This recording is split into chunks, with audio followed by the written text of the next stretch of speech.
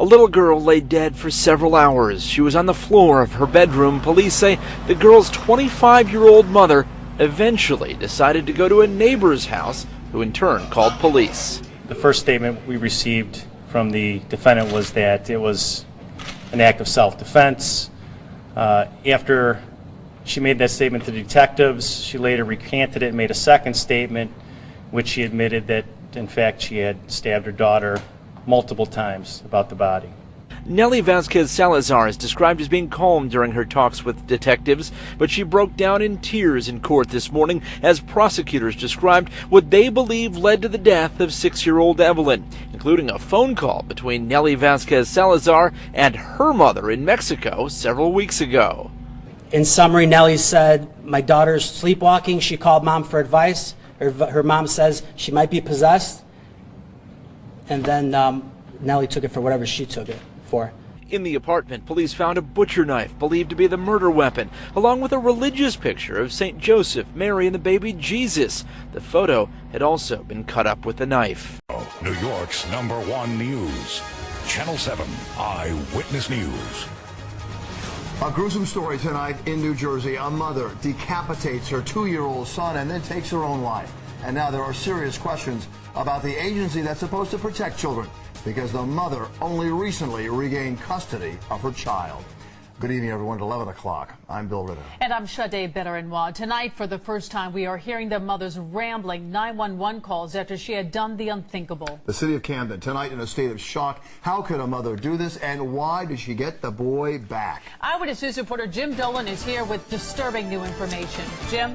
Sade, there just is no way to make this story anything but awful. It was awful when the Camden police got the call about a mother killing her 2-year-old son.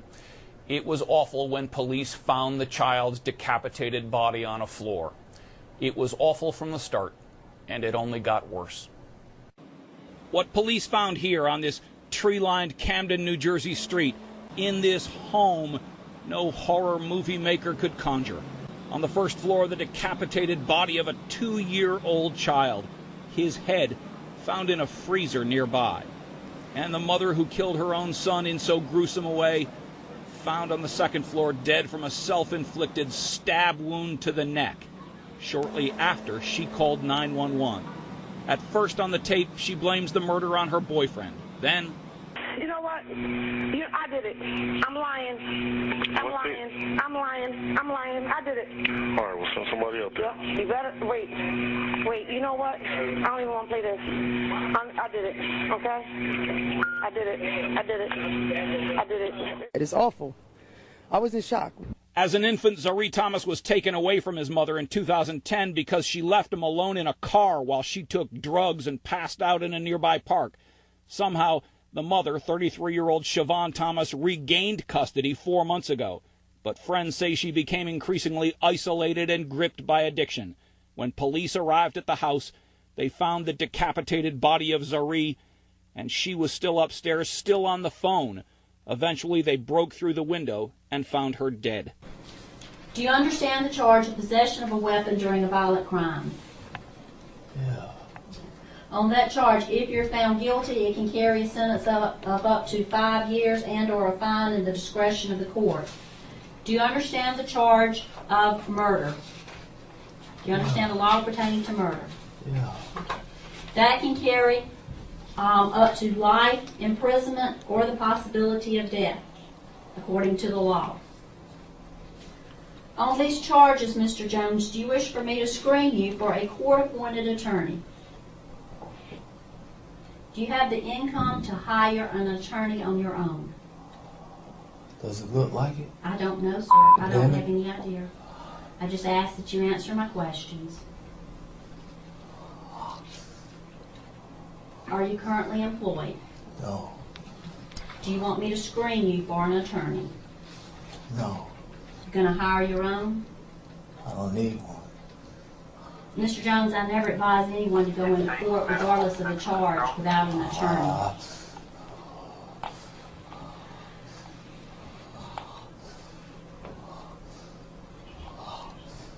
Do you want to be screened for an attorney? I don't care. Mr. Jones. You state at this time you are currently unemployed. I am going to pre-qualify you for a court-appointed attorney. Someone from the public defender, Mr. Jones, someone from the public defender's office will come over and speak with you about your case. Now, on the charges of possession of a weapon during a violent crime. Standoff in Midwest City involving a Dallas man, a 2-year-old, and Midwest City police. Search warrants just released today show the man made some bizarre statements during that standoff and also kept a notebook full of religious writings. News 9 crime tracker Adriani Vashinsky joins us live in the newsroom with our top story. Well, Amanda, this search warrant was just filed this afternoon and details what happened during the hostage situation. It also lays out what police found at the suspect's apartment in Midwest City. This is where Midwest City police say 37-year-old Sammy Lamont Wallace lived since January 16th of this year. Apartment 3 at the Parkview Apartments, located near Reno and Midwest Boulevard. I really can't believe he lived here. The search warrant states police seized both a 3-ring binder and a spiral notebook filled with religious writings inside the apartment. They also seized the suspect's OG&E bill, a bank statement, and took photos of the scene. Court records show Wallace was from the Dallas, Texas area and was a wanted felon. His criminal background shows he had been arrested for assault and battery and robbery with a dangerous weapon, as well as harassment. He'd even served time in prison. Police say on Monday, Wallace entered this Walmart neighborhood market less than a mile away from his apartment and held a 2-year-old girl hostage, threatening her life with a knife. Police say during their negotiations, Wallace made mention of a group named the Illuminati. Police claim their research shows the Illuminati is a satanic cult and that they learned June 21st is their day of human sacrifice. But why Wallace chose June 17th to take the girl hostage is still unknown. Police say they were unsuccessful in their attempts to negotiate with Wallace and say they had to use deadly force to save the child's life. The search warrant states Wallace was shot only one time and was pronounced dead at the hospital.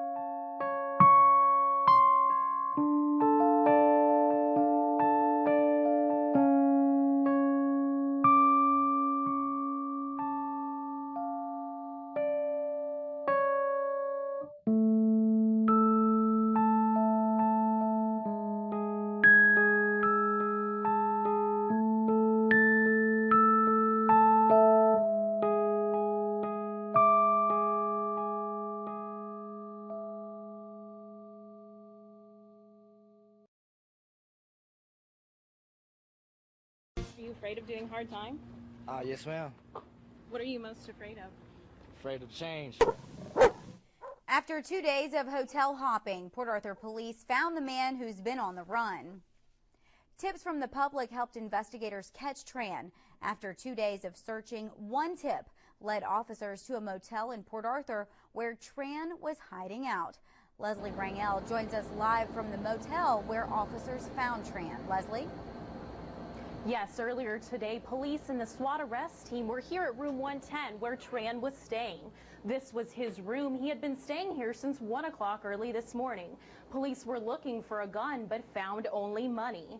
Earlier today, police say that Tran was hopping hotels and apartments. This is video the Port Arthur Police Department took at the Driftwood Inn. It's a 3700 block of Memorial. Police investigators waited in an unmarked car while negotiators called the phone in room 110. The negotiator called the room 4 times, but no one answered. When the door cracked open, police officers saw that it was Tran and they arrested him, took him into custody, where after KFDM questioned him, he had mixed emotions, saying he was sorry, but had a smile on his face. Just whatever happened happens. That's what destiny is. Why did you do it? I felt like I was possessed. What would you say to his wife that was standing right there? I'm sorry for everything about your husband lost, and I'm gonna learn from it and become better. Think you're gonna make it? Oh, yes, sir. Tran is charged with capital murder. His bond is set at $1 million. Live in Port Arthur, Leslie Rangel, KFTM 6 News. Straight out to Michael Brown, anchor reporter, South Carolina Radio. Michael, what can you tell us? Well, as you just heard, the mother, Amber Brackey, 19-year-old mother, she was arrested on January 14th, but she was denied bond. And the reason why she was denied bond is because they're saying she's at flight risk because she said she was going to Florida to see her mother. And then her boyfriend, John Weaver, he was 20 years old at the home at the time of the child's death when she slapped the child because she said he was possessed. He was his bond was set at $50,000, and he was released on February 4th. I've just gotten in my hands the infant Rowan preliminary autopsy report, literally. Closed head injury, multiple subgaleal, that's of your scalp, contusions, subdural hemorrhages, thin layered subarachnoid hemorrhages. These are all hemorrhages and bruises to the brain. Swelling of the brain, that must have been some blow. Optic nerve sheath hemorrhage, which means the baby was shaken and the eyes go back, the orbs go back and forth with the pressure of the shaking and actually rupture the baby's eyes as part of the shaken baby syndrome. This little baby Rowan, just 16 months old, he looks like a baby doll sitting on a shelf in the toy section. He's so beautiful. Never had a chance. His mother, Jean Cassar, is saying she had to beat him to death because he was possessed. She had to do it, that's right. And what she's saying, and she's admitting she did this, but she says she has a very good reason. She had to do it several days after that. The eyes sort of went back in the head. She waited a couple hours, smoked a little pop, then called police, and he was taken to the hospital where he later died that afternoon. CNN has uncovered shocking details of a horrific murder that took place in New York early yesterday morning. Police believe that an actor who has appeared on the hit program Ugly Betty killed his mother with a sword. Our CNN senior correspondent Alan Chernoff has been digging on this story. He joins us from New York with this exclusive. Alan, what are you finding out? Suzanne, police Tuesday morning found actor Michael Brea holding a bloody sword in his apartment, his mother dead in the bathroom with lacerations to the head. The actor's father, who spoke reluctantly, told me it was his sword that his son Michael allegedly used to commit the murder of his own mother. The sword, I am a martial artist. I practice martial arts. The sword, that was my sword that was in the house. That was your sword? Yes. But it's not, we never use, try, or think about doing that. My son is not a violent person at all. Very lovely, peaceful young man. So you're telling me that the sword was yours, and according to the police, your son used your sword to kill your wife? I don't know. Like I said, I don't know. I wasn't there. I don't know. When you say you don't know, do you doubt what happened? I wasn't there. I was not in the house. I wasn't there. But you know, your son has been arrested. He's been charged with killing your wife. Monday night, Marcel Brea says his son Michael, an actor who had appeared on the show Ugly Betty, attended a Freemasons meeting at this Masonic lodge in Harlem. Michael called his father just before 11 p.m., complaining of a headache. Marcel, who is also a Mason and lived apart from his ex-wife and children, told his son to relax. And I said, go do your prayer and lay down in your bed, relax, that headache will go away. 2 hours later, neighbors in the 4-story Brooklyn building say they heard a shriek. Well, I heard the scream for help. Called 911. It's a scream.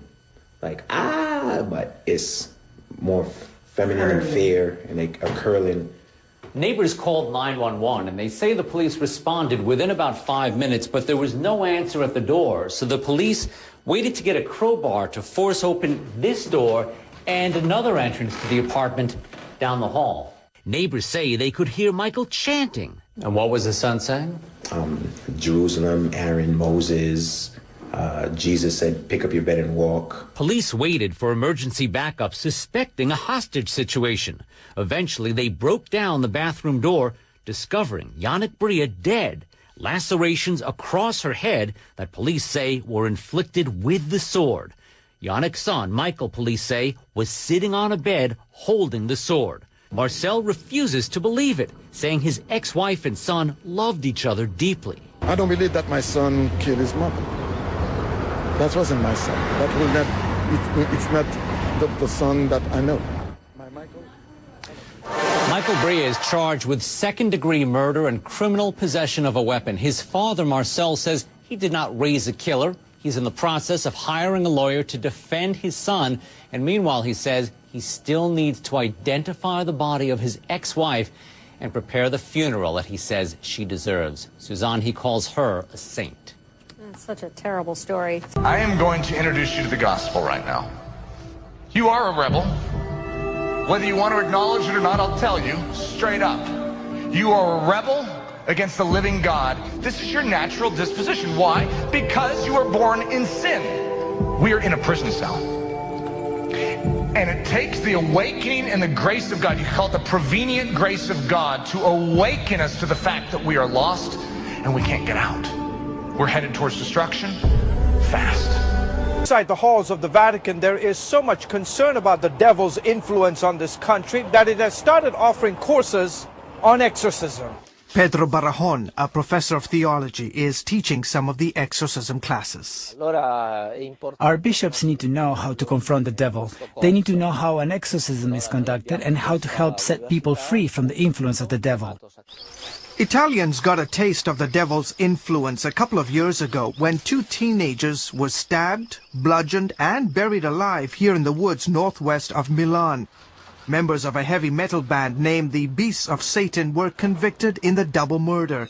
One of the victims was allegedly killed because she resembled the Virgin Mary. Despite the fact that the presence of the satanic world is fairly widespread, we only knew of rituals where animals were slaughtered. Since then, Italian authorities have been grappling with a string of murders linked to devil worship. The Vatican now has priests working alongside law enforcement officers to tackle a wave of satanic crimes. We invite the police to sit in on the exorcism classes so that they can understand the spiritual and theological dimensions of this. Father Armoth is a busy man these days. He says that every week he sees up to 50 people who claim to be possessed by the devil. I see a very strong presence of the devil because men are following him. He has helped train some 300 priests in exorcism. The key, says Father Barrajon, is to train priests how to differentiate between psychiatric problems and satanic possession. This is the key, but I can tell you that those who perform exorcisms, they just have this sense. They just know. Sometimes they look for signs, like if the person is afraid of the cross, or baptismal water, or pictures of Christ. They shake a lot or start screaming, and they may possess extraordinary strength. The priests know what...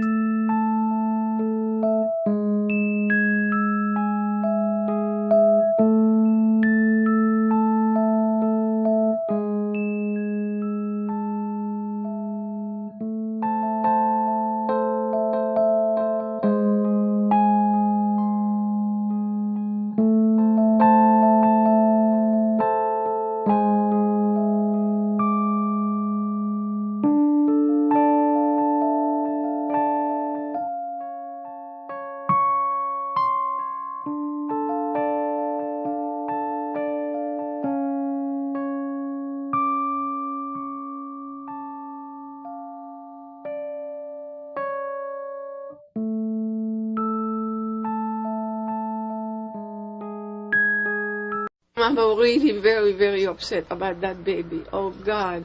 I don't understand how she could do a thing like this. That's what police want to know, too. They were called out to this home off Wayside near Vance Jackson around 5 this morning, and when they got here... The officers contacted the suspect who was sitting on the couch and was actually screaming that she killed her baby. The officers took her into custody. Oh, my baby. You can hear Audie Sanchez yelling she wants her baby. I'm told a steak knife was used to decapitate the 3.5-week-old child. His body was mutilated and partially cannibalized by his 33-year-old mother. When I heard about the baby, I cried. It's all, and I was very, very, very upset. And oh gosh, you should have seen the commotion. Sources tell me Sanchez was hearing voices and acted on them while watching her newborn. The little boy's aunt and grandmother were also in the house, along with 2 other small children. The baby was found in one of the rooms. The baby had exchanged hands. Somebody had taken the baby from the suspect and had called 911. An Ohio mother accused of putting her 1-month-old daughter in a microwave and then turning it on will plead not guilty to charges of aggravated murder. 26-year-old China Arnold appeared in court today via video link. She looked tired and at times sobbed openly. The coroner's office in Dayton says little Paris Talley died of hyperthermia, or high body temperature. It's believed the child was likely heated in a microwave before her death last year.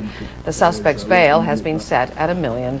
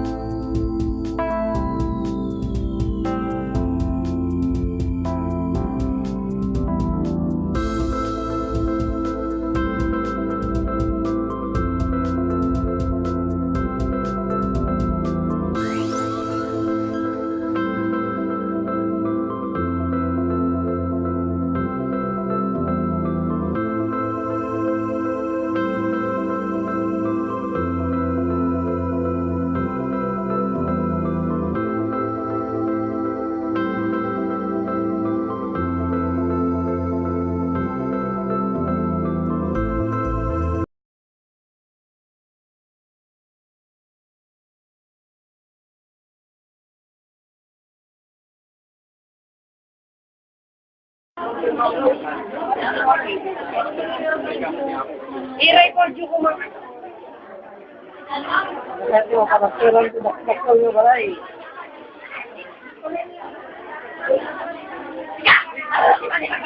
Uy.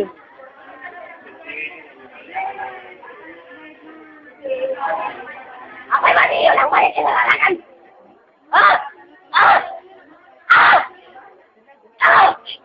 Sige man! Akala niyo ba yung daw? Ah! Ala! Eh, may nakalamin! Takot tayo timbang niyo! Ah!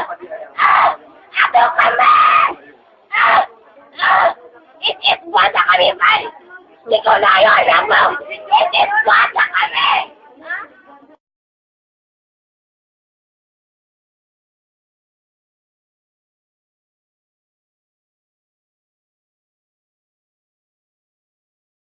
Scary for sure, because tonight students who were in the classroom are telling News 10 that the little girl even tried cutting herself and another student in class. As frightening as that sounds, some parents are fuming mad, and the school, they say, didn't do more to protect their kids. News 10's Simney Chuen is live at John Sloat Elementary, where it all went down.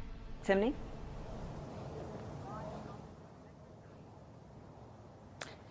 This is a letter that went home with kids today about what happened. It tries to reassure parents and tells them that there were no weapons or dangerous objects involved. But one parent calls that an outright lie. And tonight we talk with kids who were in the classroom at the time, and they give us an eyewitness account of what happened.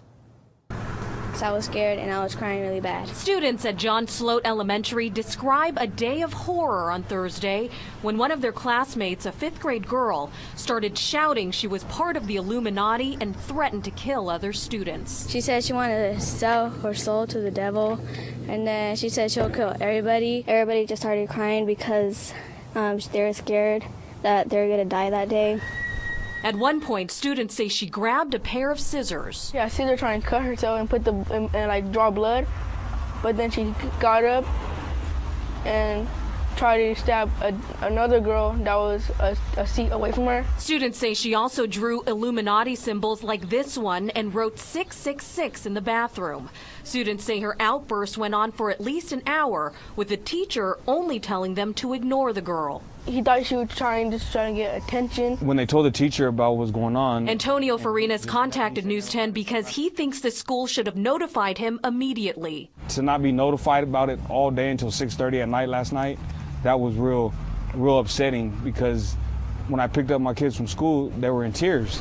Some parents we spoke with think the school could have done more to protect the kids in class and should have taken the girl out of class much sooner. With all the stuff that's been going on with schools, what does it take for a child to show you that there's something wrong, for her to actually follow through with what she says she's going to do? They should have stopped it like right away and not let her scare them more, you know?